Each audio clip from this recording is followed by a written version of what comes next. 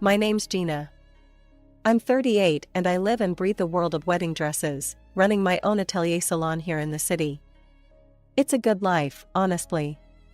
My husband, Alex, works as an architect, and we've got 2 kids, Sam and Olivia, both in grade school. They're a handful, but in the best way possible. But family? Now that's where it gets messy. You see, my in-laws are a mixed bag. I get along great with Alex's parents and his younger brother, Mike. But Carol, Alex's older sister, is another story. She's 42, been married 3 times, and she is in constant search of a 4th victim. If there were a way to handle her that didn't involve weekly headaches, I'd have found it by now. Let me paint you a picture of a typical family dinner, which will give you a taste of what I deal with. At my in-laws' house, a cozy, well-lit dining room buzzing with chatter. Alex's mom, sweet as ever, is bustling around, setting dishes on the table. Mike and his wife, Jane, are helping with the kids, keeping them entertained. Then there's Carol, draped dramatically on a chair, red wine in hand, voice loud enough to drown out the rest. Carol, waving her glass, says, "So, Gina, still playing dress up with those brides? When are you going to design something real, like haute couture or something?" I bite my tongue, focusing on dishing out some mashed potatoes. I've learned that engaging with Carol only fuels her fire. Mike chimes in, trying to change the subject.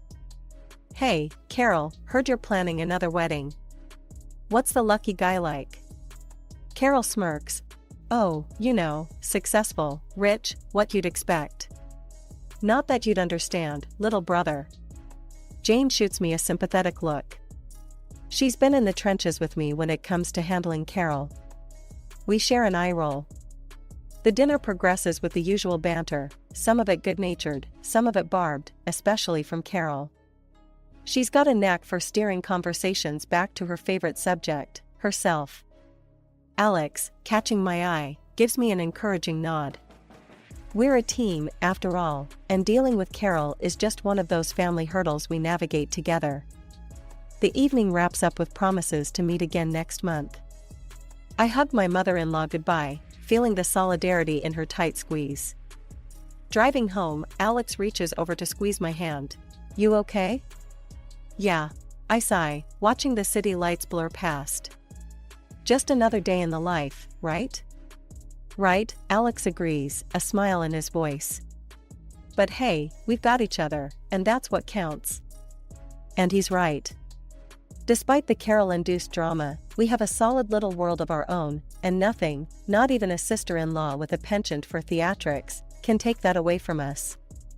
One typical Thursday morning found me knee-deep in tulle and satin, sketching out a new design that had popped into my head overnight.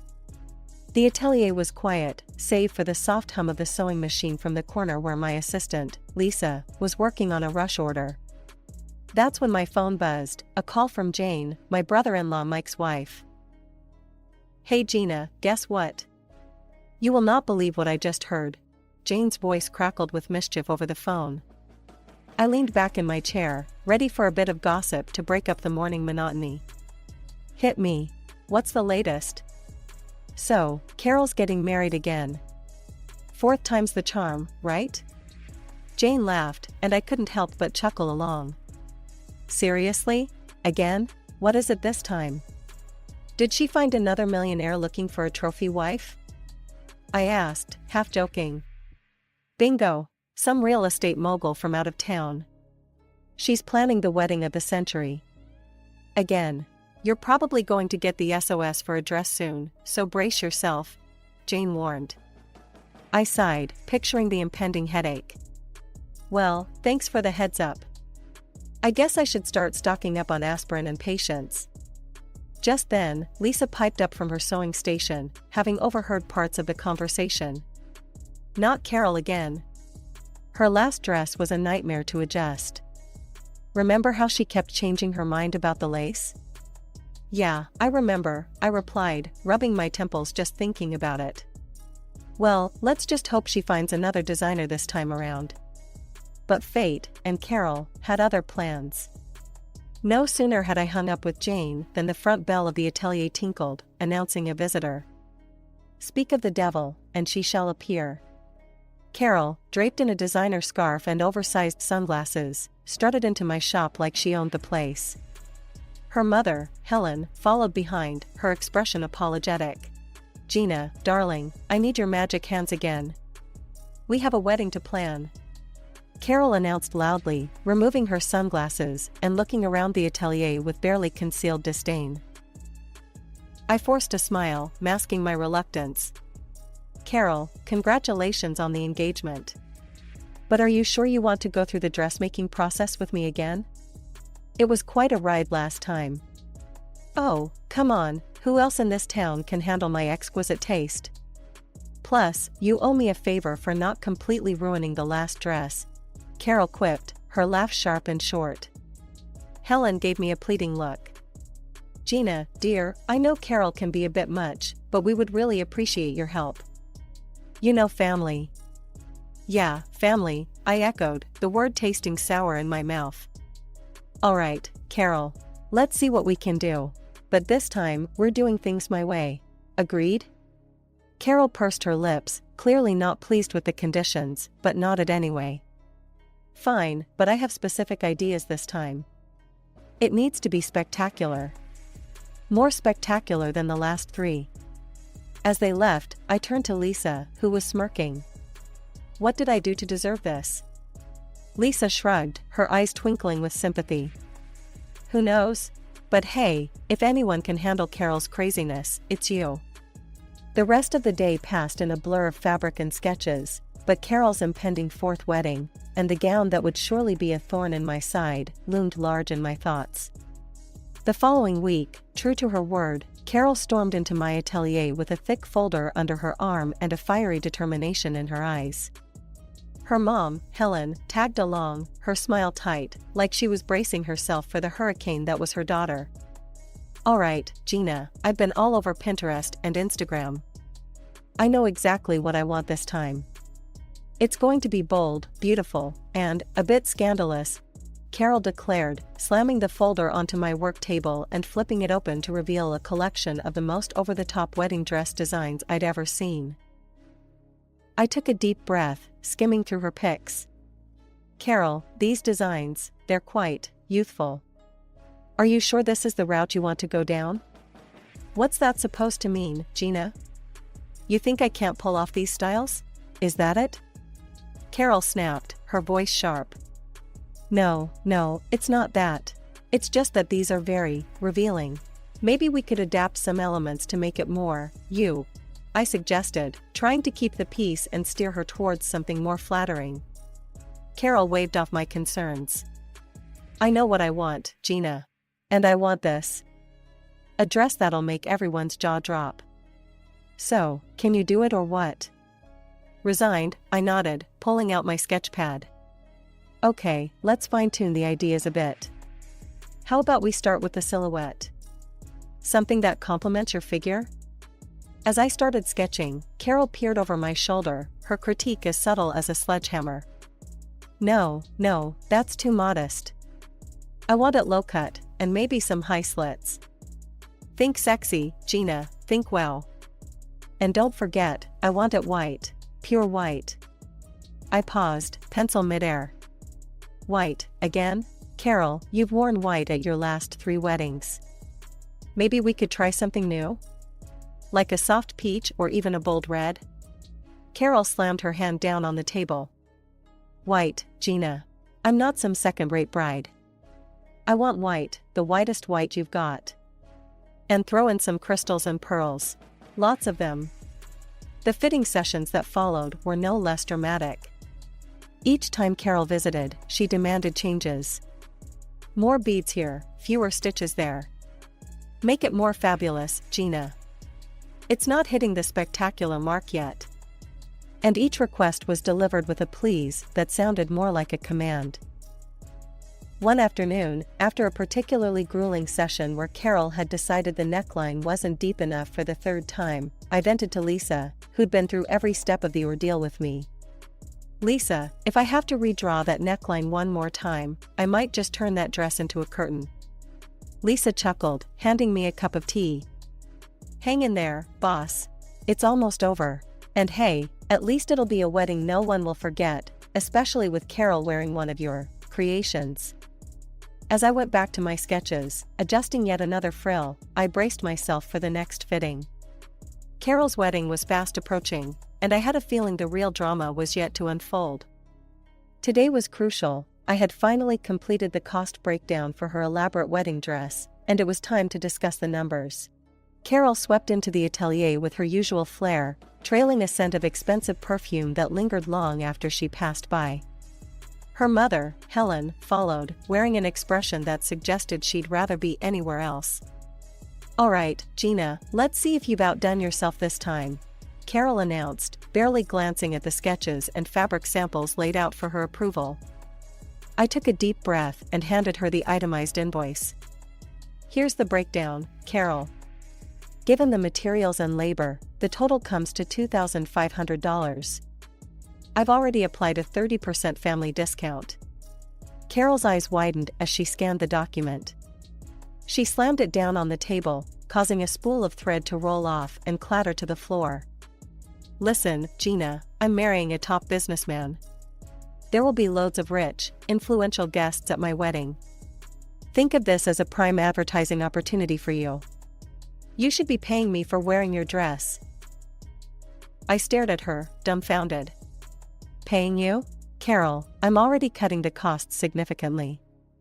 I can't afford to hand out free dresses, even for family." Helen interjected, trying to smooth things over. "Carol, honey, Gina's been more than fair. Let's not." Carol cut her off, her voice rising. "No, Mom. This is ridiculous. I'm doing her a favor. She should be grateful." The tension in the room was palpable. I crossed my arms, meeting her glare. "Carol, I respect your position, but my business isn't a hobby. I have staff to pay and overheads to meet. I can't give away products for free, exposure or not." Carol's face turned a shade of crimson. "Then you can forget it. I'll find someone else who actually values good publicity." As she stormed out, Helen lingered, her eyes apologetic. "I'm so sorry, Gina.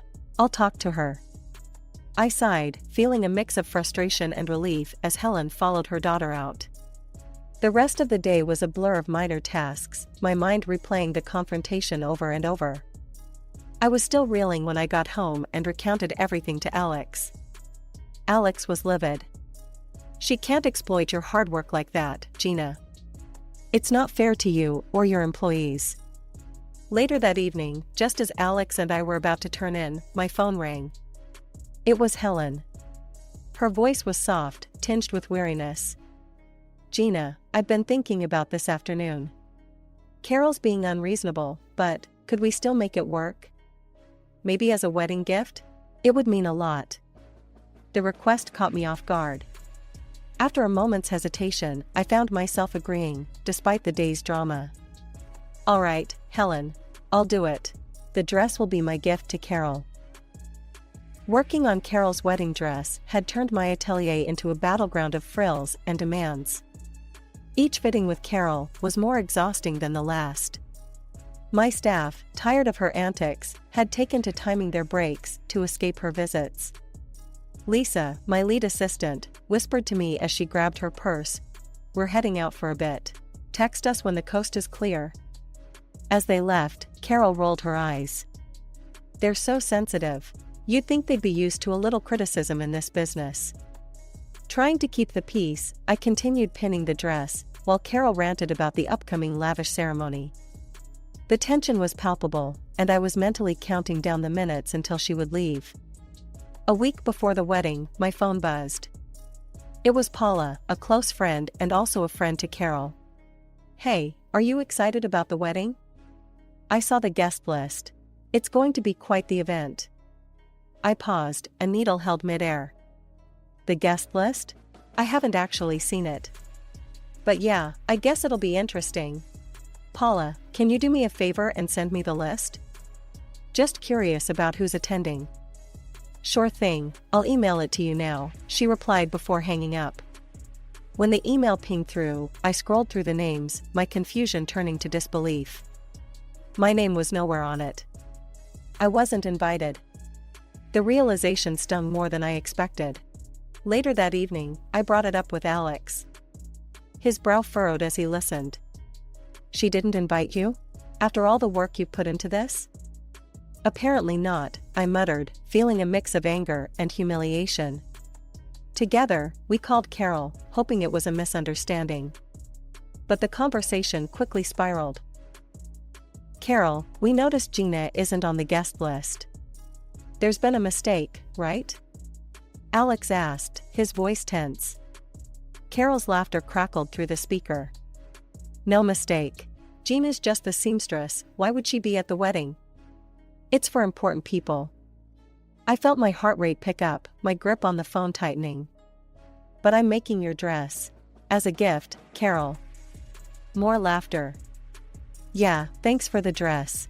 But let's not pretend you belong at my wedding, Gina. Just stay home. Alex exploded. How can you be so ungrateful? She's your family. The call ended with Carol hanging up on us, and Alex was livid, pacing the room as he ranted about his sister's cruelty. I sat there, the weight of the entire situation sinking in. The dress I'd poured weeks into, the stress I'd endured, all for a woman who couldn't even respect me enough to acknowledge my presence at her wedding. It was a slap in the face, a betrayal that cut deeper than any harsh words she'd ever said. The final fitting was just a week away, and as Carol strutted into the atelier, you'd think nothing had happened. She was all smiles and demands, acting like she hadn't just snubbed me from the biggest day of her life. As we adjusted the fit, I kept up the charade, acting as though her snub hadn't hurt me. Inside, though, I was churning. I had decided on a plan of subtle revenge, something to give me a small sense of justice, without causing a spectacle. Oh, and I'll need to do one last thing to the dress at my workshop, I mentioned casually as I helped her out of the gown. I'll bring it to your place on the morning of the wedding.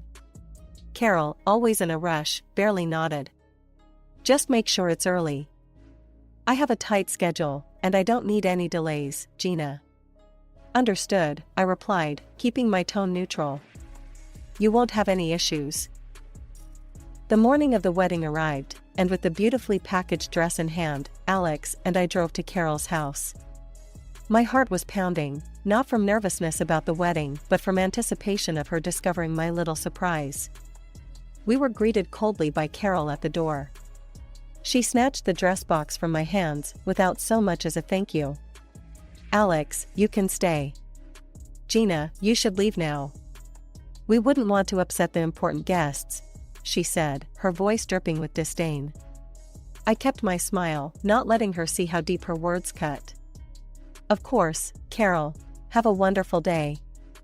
Alex looked at her, anger flaring in his eyes, but he squeezed my hand and chose to leave with me. As we walked back to the car, I felt his support bolstering me. Meanwhile, Mike and his wife Jane, who were supposed to attend the wedding, had been standing nearby and overheard how Carol treated us. Outraged, they decided then and there to skip the ceremony. Mike came over to our car before we could drive away. I can't believe she did that to you, Gina. We're not staying either. It's one thing to be a bridezilla, but it's another to be cruel, Mike said, clearly upset. As we made light of the situation, my phone buzzed. It was a text from Paula, who had stayed at the wedding. Something's going on. Carol looks furious. Did you do something? The text read. I couldn't help but smirk. Nothing much. Just gave her a little wedding gift. Alex and I had just settled down with our morning coffee, the house finally quiet, when a sharp ring of the doorbell shattered the calm. We exchanged weary looks, something in the air told us the day wasn't over just yet. I opened the door to find Carol standing there, red-faced and seething, clutching a simple piece of cloth. Her mother, Helen, stood beside her, a mix of embarrassment and frustration on her face, and Carol's fiancé, a tall, stern-looking man, hovered in the background, his expression grim. What is this, Gina? Carol thrust the cloth at me as if it were evidence in a trial. Explain this now. I took a deep breath, my resolve firm. That's your wedding dress, Carol. With your arrogance and the way you've treated everyone, that piece of cloth is more than generous." Her face twisted with fury. Carol stepped closer, her hand raised as if to strike. "You've ruined my wedding. I should." Helen caught her daughter's arm midair, holding it tightly. "Carol, stop this right now. Violence isn't going to solve anything." The fiancé finally spoke, his voice cold and decisive. "I can't do this, Carol. You're crazy, your tantrum made that clear. The wedding is cancelled." He turned, starting to walk away. "No, please don't leave." Carol's voice cracked, a mix of anger and desperation, but he didn't stop, didn't even look back as he walked down the driveway and disappeared around the corner. Carol, left standing with just her mother, turned her wrath back to me. "Look what you've done. You're happy now? You ruined everything." Before I could respond, she spun on her heel and stormed off, her mother hurrying after her, casting an apologetic look back at us. Closing the door, I leaned against it, feeling Alex's hand on my shoulder. "Are you okay?" he asked.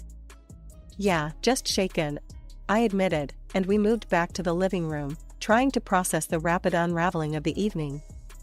It wasn't long before my phone rang. I answered to hear Jane on the other end, her voice urgent. "Gina, you won't believe it. Carol's refusing to pay the wedding organizers now, and it's turned into a huge mess. They've called the police." My heart sank. Oh no, that sounds awful. Did they really have to call the police? Yes, she was causing a scene, screaming at them, demanding her money back since the wedding didn't go through. "It escalated quickly," Jane explained. As I hung up, I sat down heavily, the guilt gnawing at me. "Maybe I went too far, Alex. This all feels like it's spiraling out of control." Alex sat beside me, taking my hand. "You stood up for yourself, Gina. Carol's behavior has been out of line from the start. This is on her, not you." Despite his words, I couldn't help but feel a pang of sympathy for Carol. She was family, after all, difficult as she was. After the tumult of Carol's would-be wedding day, life slowly returned to a semblance of normalcy, but the dynamics within our family had undeniably shifted. Alex and I had stopped all communication with Carol. The fallout was more than just a cancelled wedding. It had opened our eyes to deeper, more systemic issues within our family that had been ignored for too long. One quiet Sunday morning, Helen came over for coffee. The atmosphere was tense as she walked in, but her first words broke the ice. "I wanted to say, I'm not upset with you, Gina. If anything, I'm to blame for how Carol turned out. I've always given in to her, ever since she was little. It's hard to admit, but I've spoiled her." I poured her a cup of coffee, and we sat at the kitchen table, a light breeze fluttering the curtains. "Helen, you can't blame yourself for Carol's choices. She's an adult, and at some point, she has to take responsibility for her actions." Helen sipped her coffee, her eyes sad. "You're right, Gina. It's just hard, you know? She's my daughter, and I hate seeing her make these mistakes." I reached over and squeezed her hand. "I know, and it's clear how much you love her. But enabling her hasn't helped. Maybe now she'll realize she needs to change." The conversation shifted as Helen updated us on the latest rumors swirling around Carol. Apparently, she had racked up considerable debts, banking on a lavish wedding to a wealthy groom to solidify her financial and social standing. Now, with the groom out of the picture and the wedding cancelled, she was reportedly hiding from creditors. "It's a mess," Helen confessed, shaking her head. "She's staying low, trying to figure things out. I just don't know what she's planning to do about all the money she owes." Alex, who had been listening quietly, finally spoke up. "Mom, it's a tough situation, but maybe facing these consequences will be good for her in the long run. She might learn to stand on her own, stop relying on others to bail her out." Our discussion was deep, filled with a mix of regret and hope. It was clear Helen felt torn between her love for her daughter and her frustration at Carol's actions. Before Helen left, she hugged me tightly. "Thank you, Gina, for being honest and for handling everything with so much grace. I'm sorry it came to this." I hugged her back, reassuring her. It's okay, Helen. We're family, and we'll get through this. Maybe not today or tomorrow, but we'll find a way to mend things. After Helen left, Alex and I spent the rest of the day in a reflective silence. The events with Carol had left a mark, reminding us of the complexities of family relationships and the sometimes painful growth that comes from facing hard truths. Hola, suscríbete a Historias Vitales para no perderte nuevas historias. Mi esposa había estado trabajando en su proyecto especial durante 4 meses ahora. No era su proyecto personal, pero ella era la persona principal y responsable de su éxito. El proyecto estaba diseñado para salvar a su empresa, Bixler Enterprises. Los últimos 4 meses habían sido difíciles porque se vio obligada a trabajar duro.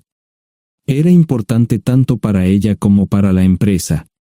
Había una buena posibilidad de que Bixler Enterprises quebrara si el proyecto no se completaba. Sara tenía una licenciatura de Albrecht y un MBA de Wharton. Era la más inteligente de la familia. Yo empecé a trabajar como mecánico de autos justo después de la secundaria y después de 21 años seguía siendo mecánico de autos. No me importaba porque me gustaba el trabajo y pagaba bien. Era suficiente para pagar la universidad de Sara y criar a 2 hijos. No vivíamos lujosamente, pero estábamos bien. Los niños ya se habían mudado, y las cosas iban bastante bien con nuestros ingresos. Sara quedó embarazada 3 meses después de casarnos a la edad de 18 años. Durante los primeros años de nuestro matrimonio, vivimos con mis padres. Ellos tenían una gran casa vacía ya que 4 de mis hermanos se habían mudado. Eso significaba que teníamos una niñera mientras Sara completaba sus primeros años de universidad. Debido a 2 embarazos, la carrera de 4 años le llevó 6 años completarla. Fue difícil, pero lo logró. Siempre tuve trabajo y nunca me faltó trabajo extra si lo necesitaba. Después de que Sara se graduó de Wharton, alquilamos nuestro propio lugar.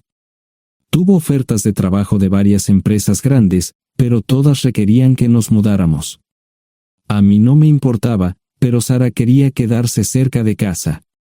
Por eso decidió trabajar en Bixler Enterprises. Pagaba bien, pero lo más importante, le daba responsabilidad y la oportunidad de avanzar. Sara era una empleada trabajadora y dedicada. La presentación es el jueves en el Hotel Thyssen en Filadelfia. Tomé unos días libres en el trabajo para ayudarla según fuera necesario. Al final, todo lo que logré fue hacerle algo de comer cuando llegaba a casa. No sabía nada sobre su trabajo, ni tampoco quería saber, los negocios corporativos de alto nivel me aburrían. Empresarios de Europa, Asia y América del Sur venían aquí, la empresa pagaba sus boletos de avión y proporcionaba habitaciones en el Hotel Thyssen mientras estaban aquí. Era caro como el infierno, y por algunas cosas que Sara había dicho, la empresa estaba sobreestimando sus finanzas.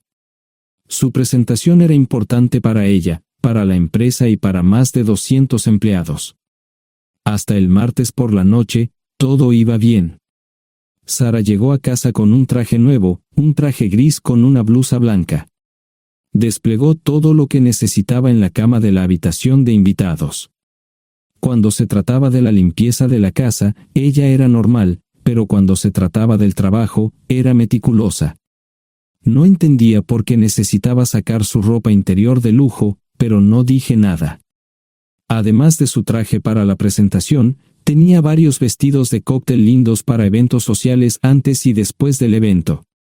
Siempre había evitado tales eventos, pero me sentía obligado a ir con ella si ella quería que lo hiciera. Me agradeció la oferta, pero dijo que no era necesario. Todos los materiales y equipos que necesitaba estaban guardados ordenadamente en el maletero de su Volvo. Antes de salir del trabajo, ella misma conducía el coche para asegurarse de que todo estuviera en perfectas condiciones. Tenía todo el día miércoles para prepararse y toda la noche del miércoles para socializar con sus invitados. Sara era tan buena en lo que hacía que sentía que habría sido mejor si simplemente me hubiera mantenido alejado de ella. Finalmente, había terminado. Lo había revisado y vuelto a revisar todo. Todo lo que necesitaba ahora era una ducha caliente y una buena noche de sueño. Supongo que mi error fue que empecé a revisar sus cosas después de que Sara comenzara a ducharse. Pensé que estaba ayudando, pero resultó ser lo contrario. Estaba moviendo cosas en la cama cuando un pequeño sobre blanco cayó del bolsillo lateral de su bolso de maquillaje. Una carta de una farmacia, pero no del tipo que solemos usar. Dentro había 10 pastillas. No tenía idea de qué era, Pren, y las instrucciones eran confusas. Si es necesario, tomar una pastilla y luego una segunda pastilla 12 horas después. Pensé que podría ser algo que ella había conseguido para la ansiedad o los nervios, pero las instrucciones no tenían sentido. La receta estaba escrita a su nombre el lunes. Volví a poner el sobre en su lugar mientras ella terminaba de ducharse. Decidí que quería saber más sobre Pren antes de contarle sobre ello. Por supuesto, si lo mencionaba, significaría que estaba revisando sus cosas. Odio los dilemas. Mientras Sara se preparaba para dormir, fui a nuestro ordenador doméstico y busqué. 10 minutos después, me uní a mi esposa bajo las sábanas. Pasé toda la noche despierto, preguntándome por qué mi esposa había recogido una receta para la píldora del día después, especialmente después de que me hicieran una vasectomía hace 10 años. A la mañana siguiente, me levanté temprano, pero no estaba descansado. Di un largo paseo, esperando que despejara mi mente. Me dirigí hacia casa con reticencia, temiendo lo que podría hacer o decir cuando llegara allí. Mi hijo Joe se unió a la Marina después de la escuela secundaria y estaba en su primer año en San Diego. Nuestra hija Gloria se casó con su amor de la infancia el año pasado y acababa de mudarse a Dallas.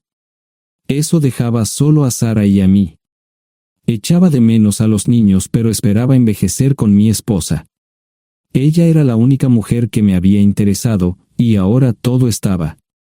Si Sara estaba teniendo una aventura, lo ocultaba bien. Por supuesto, nunca la vigilé. Nunca miré sus correos electrónicos o llamadas telefónicas.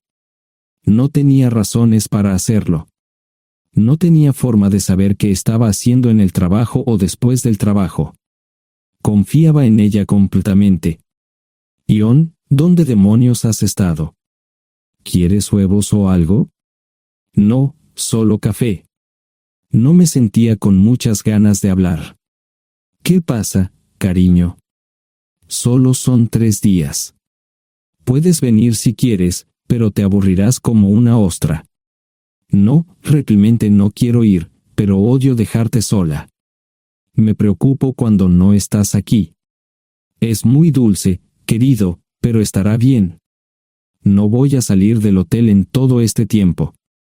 Pasaré la mayor parte del día asegurándome de que la sala de conferencias esté lista, y esta noche tendré una agradable charla con nuestros posibles clientes. Mañana, probablemente ni siquiera tendré la oportunidad de ir al baño. Llegaré a casa lo más temprano posible el viernes, te prometo un gran fin de semana si sabes a lo que me refiero. Todo eso suena bien, pero no puedes culparme por preocuparme. Soy un mecánico de autos, y tengo una esposa hermosa y exitosa. A veces tengo la sensación de que estás menos interesada en mejorar nuestra situación familiar que en avanzar en tu carrera. Detente, maldita sea, Ion. Siempre he respetado lo que haces para ganarte la vida y nunca he insinuado lo contrario. Criaste a 2 grandes niños y me pusiste a través de la universidad. Eres un gran esposo, un gran padre y un buen proveedor, y nunca olvides eso. Terminé mi café mientras ella recogía la mesa. ¿Quieres que te llame? No, no es una buena idea. Tendré el móvil apagado, y voy a apagar el teléfono de la habitación por la noche para poder dormir. Te llamaré siempre que pueda. La ayudé a cargar el coche, era tan meticulosa con eso como con todo lo demás. Trabajando, le llevaría 3 horas llegar al Hotel Dicen. Me quedé en el porche y la vi marcharse. No me molesté en preguntarle por las pastillas. Pasé el resto de la mañana en el porche. No recuerdo haberme preocupado tanto como ahora. Me sentía pequeño e insignificante. Me sentía fuera de mi liga. Era un tipo de pueblo con un trabajo mediocre y una esposa exitosa. Era una combinación equivocada. Debería haberlo notado antes. Me sentía estúpido. El mejor traje que tenía era una chaqueta azul y un par de pantalones. Al menos tenía algunas corbatas, aunque tenían 10 años de antigüedad. Acababa de terminar de vestirme cuando sonó el teléfono fijo. Oye, cariño, solo quería avisarte de que llegué bien. ¿Tuviste un buen viaje? Supongo que el tráfico no estaba demasiado denso. Estuvo bien. Te llamaré esta noche. Ahora tengo que irme. Estoy en la habitación 714, Sara. Puedo estar en casa de mis padres o en la de mis hermanos esta noche si quieres llamarme a mi móvil. De acuerdo. Suena el teléfono móvil. Te quiero, tengo que irme. Me tomé mi tiempo para llegar a Filadelfia. No fui directo al Lisen, primero me detuve y compré un filete con queso. Prometí hacer una larga noche. No estaba seguro de qué iba a hacer. Estacioné en el garaje del hotel y simplemente esperé. Tarde o temprano, tenía que entrar en el hotel. Simplemente no podía decidir cuándo hacerlo. El sonido de mi teléfono celular me ayudó a tomar mi decisión. Ion, solo quería avisarte de que todo se ha arreglado. Ahora voy a bajar para encontrarme con algunas personas y cenar. No olvidaste nada, ¿verdad? No, todo está bien. Tengo todo en mi habitación para mañana. ¿Necesitas algo? No, Ion, relájate. Voy a apagar mi teléfono. Te llamaré mañana por la mañana. ¿De acuerdo? Ríe, diviértete. No es divertido, Ion, es trabajo. No parecía estar demasiado fuera de lugar. El vestíbulo, el restaurante y las salas de conferencias estaban llenos de gente, así que pude pasar desapercibido. Había un folleto pequeño y bonito que mostraba el diseño de todas las habitaciones del hotel. Me paseé por las diferentes habitaciones y me detuve en las paredes, mirando alrededor entre la multitud. No tenía ni idea de qué haría si Sara me veía. Lo averiguaría si y cuando eso sucediera. Encontré un tablero de eventos que enumeraba todas las habitaciones que estaban siendo utilizadas por los diversos grupos. Bixler Enterprises no tenía habitaciones disponibles para el miércoles por la noche. Esto me pareció interesante. Sara había dicho que no iba a salir del hotel, pero ahora no estaba tan seguro de eso. Había 3 comedores, familiar, informal y de alta cocina. A Sara no le gustaba mucho cenar con niños, así que fui primero al comedor informal. Solo me llevó 5 minutos asegurarme de que no estaba allí. Tuve mejor suerte en el salón gourmet, era una acogedora mesita encajada en la esquina, el tipo de mesa que la gente reserva para tener un encuentro privado. Sara llevaba un vestido de cóctel negro con un escote pronunciado y perlas, se veía elegante y su acompañante parecía apreciarlo. Conocía a algunas personas con las que trabajaba Sara, y él no era una de ellas. Me resultaba familiar, pero no había forma de que pudiera recordarlo. Había muchas sillas libres, así que no tuve problemas para cruzar la sala. Había velas y pequeños candelabros de cristal en las mesas. Apagué la mía y le dije al camarero que me molestaba por el glaucoma. Pedí el plato de pollo de siempre y me acomodé.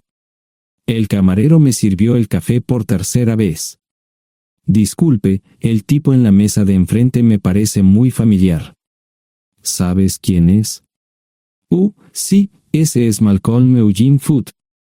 Es miembro del Consejo Municipal, se espera que se postule para el Congreso en los próximos años. ¿Es esa su esposa con él? Es muy bonita. No, esta es la primera vez que la veo.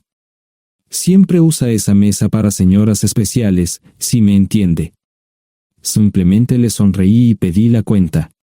Nunca había visto a Sara tan sensual con un hombre antes. Parecía captar cada palabra que decía, como si fuera Dios o algo así. No estaban haciendo nada inapropiado, pero tampoco era platónico ni profesional. Cuando me fui, estaban terminando su segunda botella de vino. Ahora entendía por qué se había llevado su lencería elegante. Me acomodé en una esquina del vestíbulo para que no me vieran. 10 minutos después, salieron del restaurante. Ella le tomaba la mano mientras caminaban por el vestíbulo hacia el ascensor. Observé cuidadosamente los indicadores de piso. Que el ascensor se detuviera en el tercer piso era una buena señal, significaba que no lo había llevado a su habitación. Era una mala señal cuando el ascensor no llegaba al séptimo piso, significaba que ella fue a su habitación. Por si acaso me equivocaba en algo, me senté en el vestíbulo y observé el ascensor durante 1 hora. La gente entraba y salía, pero Sara no estaba entre ellos. Saqué mi maleta vacía del coche y me dirigí al mostrador de recepción. Aunque podía demostrar que era su esposo, me costó trabajo conseguir una tarjeta llave. Se dieron después de llamar a la habitación, pero nadie respondió. Finalmente, estaba en camino a la habitación 714 con la tarjeta llave. Ni siquiera encendí las luces al principio, simplemente me senté en la oscuridad de la habitación durante más de 1 hora. No fue difícil asegurarme de que no regresara a la habitación. Primero, empacé todas sus ropas y pertenencias personales. No dejé nada atrás. Revisé el paquete de Preven, todavía quedaban 10 pastillas en el tocador. De manera muy ordenada, estaban todos los artículos que necesitaría para su presentación al día siguiente. Comencé a llenar la maleta. Había 24 carpetas promocionales especialmente encuadernadas y otras 20 carpetas regulares, todas ellas fueron a la maleta. Un proyector digital fue lo siguiente, seguido de una computadora portátil. Tomé su bolso y su celular, que había dejado en la habitación. Todo lo que tenía consigo era un bolso de mano y probablemente un tubo de lápiz labial. Di una vuelta por la habitación tan cuidadosamente como lo hizo ella para asegurarme de no perder nada. Una vez satisfecho, dejé las llaves del coche y mi anillo de bodas en el tocador. Aparte de esos 2 objetos, la habitación estaba completamente vacía. El ascensor se dirigió directamente al estacionamiento, no tuve problemas para llevar 2 maletas, y 20 minutos después, estaba en la autopista rumbo al norte. Pasaban las 3 de la madrugada, no tenía idea de que había pasado tanto tiempo. 1 hora o 2 después, sonó mi teléfono celular, la identificación de llamadas mostraba el número del Listen. ¿Ion? Sí, ¿dónde estás? Estaré en casa pronto. Eso fue todo lo que dije. Hubo silencio en el otro extremo de la línea. Los vendedores tienen un viejo dicho, el primero que habla pierde. Pareció una eternidad antes de que ella hablara. Ion, lo siento. No preguntó nada y simplemente colgó. Apagué mi teléfono, era obvio que había regresado a su habitación. Más tarde ese día, tenía que dar una presentación que salvaría a su empresa y le daría un ascenso. Metí las maletas en el desván del garaje. Sara nunca iba allí y nunca pensó en buscar algo allí. Por supuesto, en este punto, estoy bastante seguro de que no importaba. Primero, recogí todas mis ropas y pertenencias personales. La mayoría de los hombres tienen sus propias herramientas, generalmente es un requisito para el trabajo. Pasé por la tienda, cargué las mías en el Subaru y recogí mi último cheque de pago. Para entonces, los bancos ya estaban abiertos, no tuve que hacer ninguna manipulación financiera complicada. Simplemente retiré todo el dinero de mis cuentas. Almorcé en Hagerstown, Maryland. Tenía suficiente dinero para vivir durante unos años, pero sabía que estaría buscando trabajo muy pronto. Sara y yo éramos parecidos en eso de que a ambos nos encantaba trabajar. La voy a extrañar. Pasé un par de horas en las cuevas del Uray y alquilé una habitación cerca de Whitewell. No tenía idea de qué iba a hacer. Era sábado, y me encontré sentado en el acuario de Chattanooga, observando la naturaleza que nunca había visto antes. Pasé unas horas simplemente relajándome y decidí que era un buen lugar para estar. Compré un pase anual para el acuario y, para la hora de la cena, tenía un lugar donde quedarme.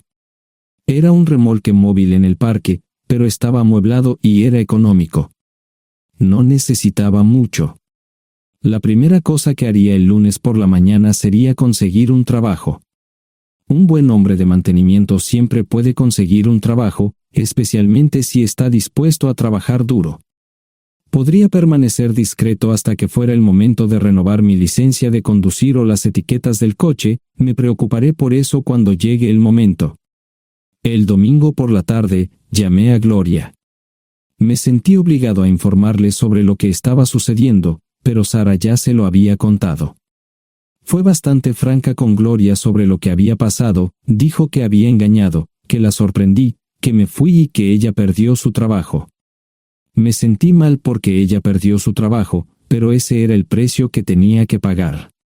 Le pedí a Gloria que le dijera a Josh lo que estaba sucediendo la próxima vez que hablara con él. También le dije que la llamaría aproximadamente una vez al mes para verificar cómo iban las cosas. No le dije dónde estaba. Para el mediodía del día siguiente, tenía un trabajo. En realidad, estaba a poca distancia del parque de remolques, con el Waffle House a mitad de camino. ¿Qué más podría querer un hombre?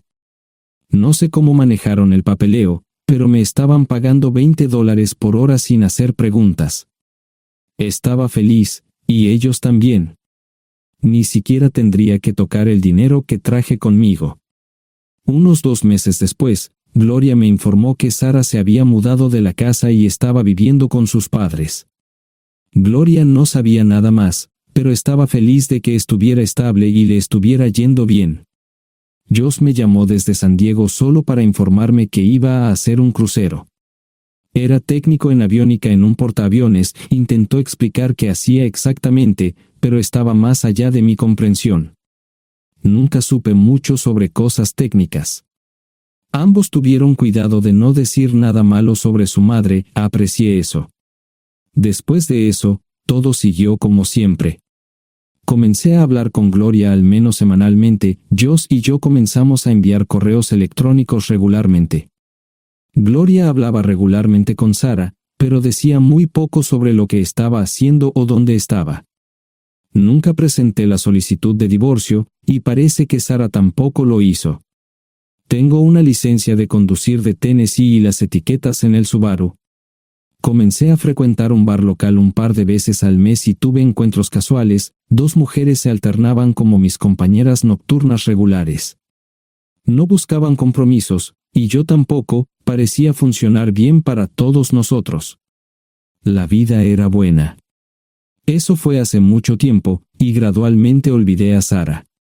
Con el tiempo, el Subaru comenzó a darme problemas, había olvidado cuánto tiempo había pasado. Tenía más de 200,000 millas. Estaba reflexionando sobre esto con una jarra de cerveza un día cuando me di cuenta de que habían pasado casi 5 años desde que me fui de casa. Mantuve un contacto cercano con ambos hijos, Gloria ya tenía 2 hijos propios en este momento y quería que los visitara. Josh casi se casó con una mujer tailandesa, pero en el último momento, se negó.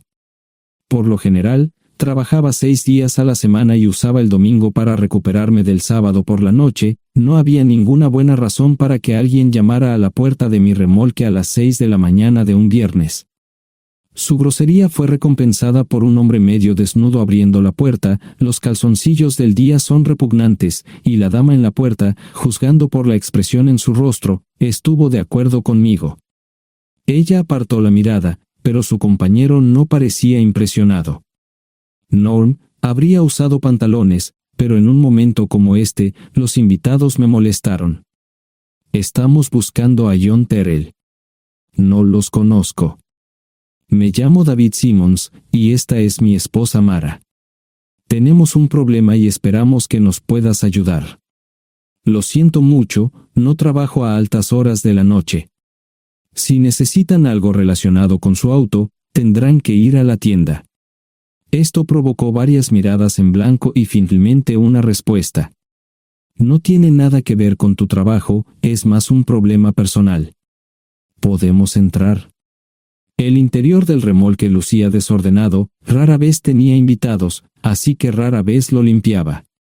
Incluso mis novias insistían en que fuéramos a su lugar. Hagan como en su casa, déjenme ponerme los pantalones enseguida. Al entrar en el dormitorio, dejé la puerta abierta solo para mostrarles lo hospitalario que soy. También me puse una camisa. ¿Les gustaría tomar café? Solo tomará unos 10 minutos. Aparté algunas cosas del sofá para que pudieran sentarse. No hubo respuesta a la pregunta del café. Tenemos una hija adoptiva de 4 años y otra de 2 que necesita un trasplante de médula ósea, y esperamos que nos puedas ayudar. Estamos dispuestos a pagarte si es necesario. ¿Con mi médula ósea?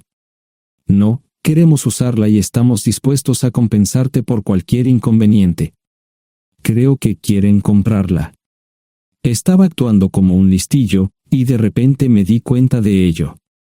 Estas personas eran serias, tenían un problema real y estaban buscando ayuda. Lo siento mucho, no quise interrumpir. Por favor, continúen. Nuestra mejor oportunidad de encontrar un donante es un familiar cercano. Eres nuestra mejor esperanza. Mira esto. No quiero ser un grosero, pero creo que se equivocaron de persona. ¿Cuándo nació su hija? Cumplirá 5 años en julio. Marche Simons habló por primera vez, y sonó sincera. Odio ser el portador de malas noticias, pero me hice una vasectomía hace 15 años. No hay forma de que pueda ser su padre. ¿Por qué tu nombre estaba en el certificado de nacimiento? No puedo responder eso, tal vez deberían preguntarle a su madre. Esa afirmación fue recibida con silencio. Sentí pena por estas personas, pero no sabía cómo ayudarles. ¿Cuál es el nombre de la madre? Sarah Lise Terrell. No encontraba las palabras. Tal vez no debería haber tomado esas malditas pastillas de ella, por supuesto, entonces esas personas no tendrían una hija en absoluto. Todo lo que pensaba que había superado el dolor, y aquí está de nuevo, viejos recuerdos de mi esposa teniendo relaciones sexuales con ese maldito político de Filadelfia. Estaba empezando a olvidarlo todo, y ahora estaba de vuelta. Maldita sea. Ahora entiendo y pido disculpas por mi grosería e insensibilidad. Haré todo lo que esté en mi poder para ayudarles. En primer lugar, porque no puede Sara hacerse un trasplante de médula ósea. Médicamente, no puede. ¿Por qué no? Es madre, tiene que ser una donante adecuada. Ella es una donante adecuada, pero está demasiado enferma. Los médicos se negaron siquiera a considerar utilizarla. ¿Enferma de qué? Está muriendo de insuficiencia hepática. Le quedan menos de 6 meses de vida. Esto no tiene sentido. Siempre ha estado perfectamente sana. Además, no creo que un hígado enfermo le impida donar médula ósea. El hospital no aceptará su firma en el formulario de consentimiento. ¿Estás diciendo que hay algo mal en su cabeza? Ambos me miraron en silencio, sabían la respuesta, pero no querían decirlo. En ese momento, no quería que se sintieran aún más incómodos. Hace 10 minutos, no me importaban, pero ahora sentía que tenía que protegerlos y ayudarlos. ¿Cómo sucedió esto? ¿Podría alguno de mis hijos ayudar? Quizás, pero pensamos que eras nuestra mejor esperanza. ¿Por qué no van tras su padre, su verdadero padre? Pensamos que eras tú. No tenemos ni idea de quién más podría ser. Sara no nos dijo nada sobre otro posible padre. De hecho, ella no estaba en condiciones de explicar nada, agregó Mara. Obtuvimos la mayoría de nuestra información de la agencia de adopción. Tuve que preparar café y hacer pis, permítanme un momento. Dejé a mis invitados sentados mientras preparaba el café. Solo tomó unos minutos. Mientras se preparaba, fui al baño, algo que necesitaba hacer urgentemente. Traté de ser discreto, ya había avergonzado lo suficiente a Mara. ¿Dónde viven? En Westchester, Pensilvania. Les haré una oferta. Si les digo quién es el verdadero padre de su hija, deben prometerme que lo perseguirán sin descanso hasta obtener lo que desean. ¿De qué estás hablando? El padre de su hija es un político prominente en Pensilvania. Por supuesto, negará todo y probablemente les proporcionará documentos legales para detener sus esfuerzos. Si acuerdan presionar lo suficiente para que él admita que la niña es suya, podrán avergonzarlo y obligarlo a hacerse un trasplante de médula ósea. Eso es lo que quieren, ¿verdad? Sí, claro, pero ¿cómo hacemos eso? No lo sé. Soy mecánico. Trabajo con metal para ganarme la vida. Creo que la mejor manera sería utilizar la televisión, la radio y los periódicos. Los políticos harán cualquier cosa para evitar una mala publicidad. ¿Tienen amigos que puedan ayudar? Bueno, ahora ambos estaban sonriendo. Debo haber dicho algo que les dio esperanza. Creo que podemos hacer esto. ¿Quién demonios es él? Malcolm Eugene Foote. Se postula para el Senado de los Estados Unidos. Apuesto a que hará cualquier cosa para evitar una mala publicidad. El café estaba listo, pero David y Marshen no podían esperar para llegar a casa. Antes de irse, les dije cómo ponerse en contacto con Gloria y Josh en caso de que los necesitaran. Estaba seguro de que ayudarían. También les pedí que me dijeran dónde estaba Sarah. Probablemente estaría en Pensacola antes de que ellos regresaran a Westchester. Me corté el pelo y compré una camisa nueva. Sarah era una tramposa que arruinó mi vida, pero aún así quería lucir bien cuando la viera. Era otro remolque, pero esta vez era un bonito doble nuevo. Allí estaba su Volvo con una llanta desinflada y un parabrisas roto. La mujer que abrió la puerta no era Sarah, parecía que la habían empapado fuerte y la habían dejado empapada. Tenía al menos 45, tal vez 50, y debió haber tenido una vida difícil. La falta de maquillaje no ayudaba, y simplemente se veía horrible. No tuve la oportunidad de abrir la boca. Caray, si no es John Terrell. Nunca esperé verte aquí. Tuve que usar la vieja línea, me estás poniendo en desventaja. Sherry Hart. Pasa, entra. ¿Quieres una cerveza? No, pero gracias. Estoy aquí para ver a Sarah. Sherry cruzó la habitación y se detuvo en el buffet del comedor. Aquí está, John. Mírala todo lo que quieras. Su mano señalaba una urna de latón que estaba en el centro del buffet vacío. Supongo que llegué demasiado tarde. No me moví, solo me quedé mirando el contenedor frente a mí. ¿Puedo tomar una cerveza ahora? Sarah se mudó a Pensacola después de dar a su bebé en adopción.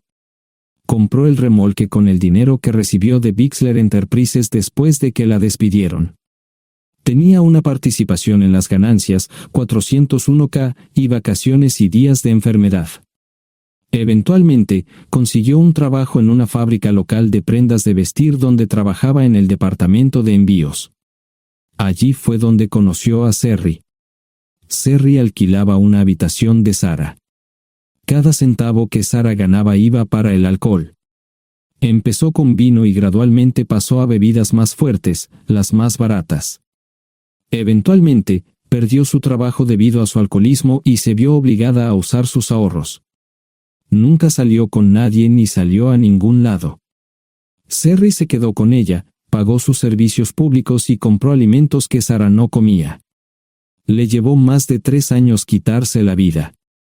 Increíblemente, ella tenía un testamento y me dejó un doble remolque y un Volvo. Sherry explicó que Sarah estaba tan angustiada por lo que había hecho que simplemente se rindió. No intentó evitar el embarazo ni siquiera terminarlo. La adopción se había arreglado meses antes de que naciera el bebé. Nunca volvió a trabajar, excepto en los trabajos clandestinos que hacía mal. Sherry dijo que Sarah no parecía tener ambición ni propósito en la vida. Sarah hablaba mucho de mí pero tenía miedo de intentar contactarme. Gloria le dio mi número, pero nunca me llamó. Era como si su aventura de una noche la hubiera lastimado más a ella que a mí. Estuve allí durante 2 semanas y luego vendí el remolque de Cerry por $1 y obtuve $3,000 por el Volvo. 2 días después, estaba en Westchester visitando a mis nuevos amigos David y Marche. Malcolm Eugene Foote resistió al principio, pero David y Marche lo presionaron hasta que cedió. Insistió en pruebas de ADN, que demostraron que era el padre. Para salvar la cara, más o menos lo obligaron a someterse a un trasplante de médula ósea, que fue exitoso. La carrera política y la vida familiar de Malcolm no dejaron una impresión favorable. Su caída en las encuestas fue tan rápida que el partido lo reemplazó por otro candidato unos meses antes de las elecciones. Su esposa solicitó el divorcio y fue muy pública al respecto. Sara y yo estamos viajando ahora a Dallas para ver a Gloria y a mis nietos. No sé cuánto tiempo mantendré a Sara conmigo, probablemente hasta que tenga a alguien.